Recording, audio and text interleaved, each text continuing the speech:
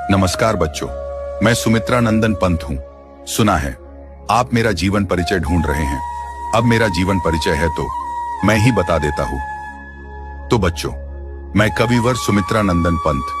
मेरा जन्म हिमालय के वर्तमान उत्तराखंड के अल्मोड़ा के निकट बागेश्वर जिले के कौसानी ग्राम में 20 मई 1900 ईस्वी में हुआ था। मेरे जन्म के कुछ घंटे बाद ही मां का निधन हो गया। मेरी मां के जाने के बाद मेरा लालन पालन मेरी दादी मां ने किया। मेरे पिता का नाम गंगादत्त पंत था।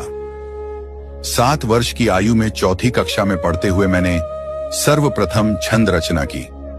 उच्च कक्षा में पढ़ने के लिए जब मैं अल्मोड़ा आया, तब अपना नाम गुस्साई दत्त से बदलकर सुमित्रा नंदन पंत रखा। जुलाई 1919 ईस्वी में मैं इलाहाबाद आया और म्योर सेंट्रल कॉलेज में प्रवेश लिया।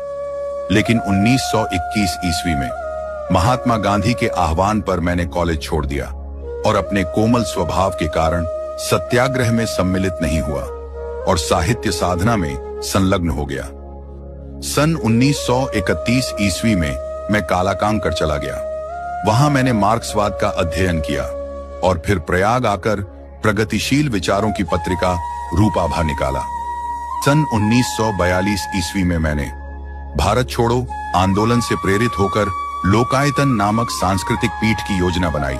उसे क्रियान्वित करने के लिए विश्व प्रसिद्ध नर्तक उदय शंकर से संपर्क स्थापित किया और फिर उनके साथ भारत भ्रमण को निकल पड़ा। इसी भ्रमण में श्री अरविंद से मेरा परिचय हुआ और उनके विचारों से विशेष प्रभावित हुआ।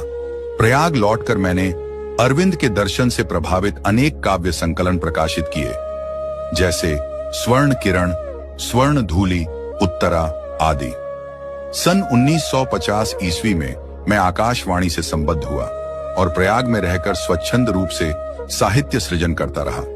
मैंने कला और बूढ़ा चांद पर साहित्य अकादमी, लोकायतन पर, सोवियत और चिदंबरा पर ज्ञानपीठ पुरस्कार प्राप्त किया। सन 1977 ईस्वी में मेरा निधन हो